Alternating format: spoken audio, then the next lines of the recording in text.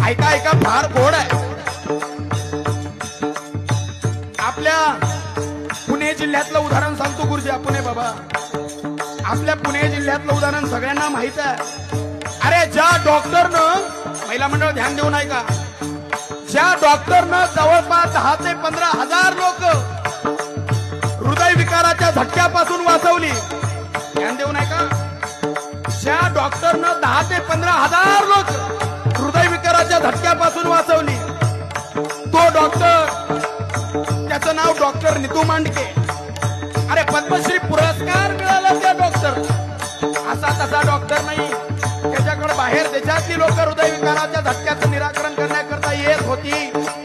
एवढा मोठा डॉक्टर, पण ध्यान देऊ नाही का, ज्या डॉक्टरनं 15 ते 20 हजार लोक हृदय विकाराच्या झटक्यापासून वाचवली ना गुरुजी, त्या डॉक्टरला हृदय विकाराचा झटका येऊन मरावं लागलं. ही आज भारताची शाश्वती आहे, या दिव्या भूमीची शाश्वती आहे, मृत्यू लोकांची शाश्वती आहे. याच्या पुढचं उदाहरण सांगू, बारीक थोडं, याच्या पुढचं उदाहरण सांगू. अरे फार जगप्रसिद्ध डान्सर होऊन गेला या भारतात, नाव त्याचं मायकल जॅक्सन. सर्वसामान्य नव्हता. अरे जेवायला बसला तर लॅब मधून अन्न तपासून यायचं गुरुजी त्याचं.